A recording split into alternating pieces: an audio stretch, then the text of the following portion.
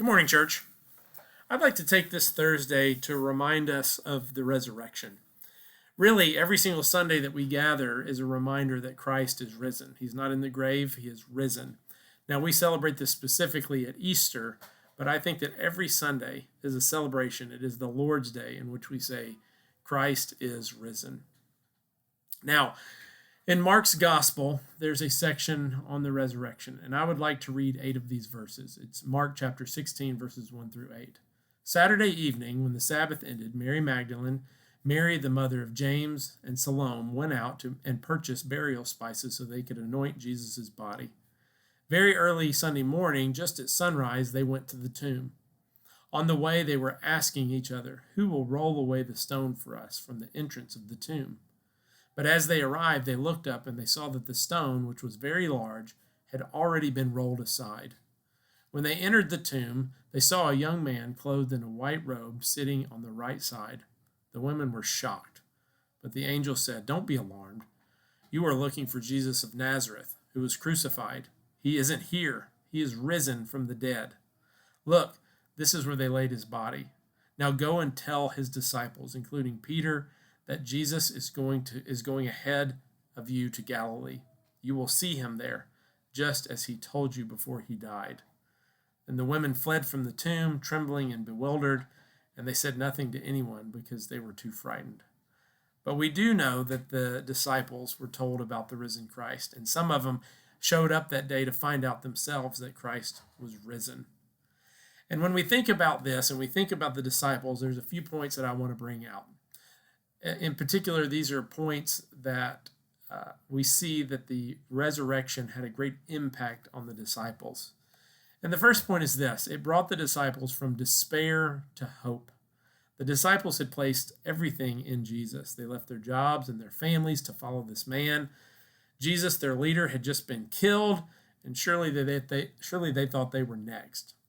They signed on to rule with a king, but the one that they had followed was just killed as a vile criminal. But then Christ rises from the dead. The disciples had reason for despair and fear before the resurrection, but after the resurrection, they have every reason for hope.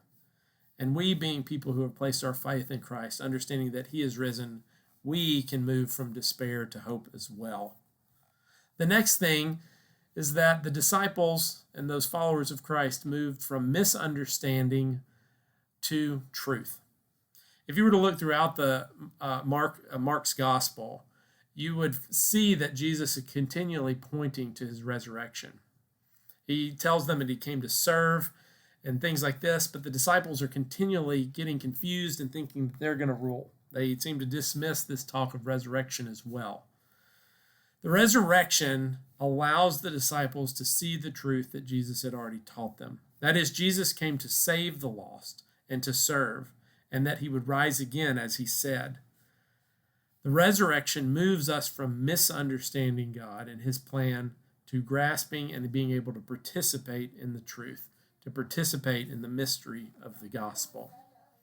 Next, the disciples moved from cowards to missionaries, evangelists, and even church leaders.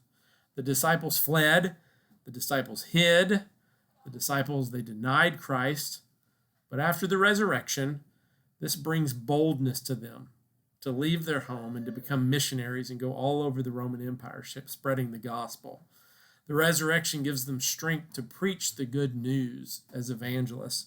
The resurrection gave them the conviction to become leaders in the early church. The resurrection moved them from selfish cowards into people that were willing to serve and share and even die for the good news. And the same is true from us. The resurrection of Christ gives us hope. It gives us the truth, the full understanding who Christ is, and it moves us from cowards to people who can stand bold for Christ. I ask that you think about this today. I ask that you think about this coming Sunday, and hopefully each Sunday that we gather, what is at the forefront of our mind is that on this day, Sunday, Christ rose from the dead. I'll be praying for you. Please pray for me, and Lord willing, I'll see you next week.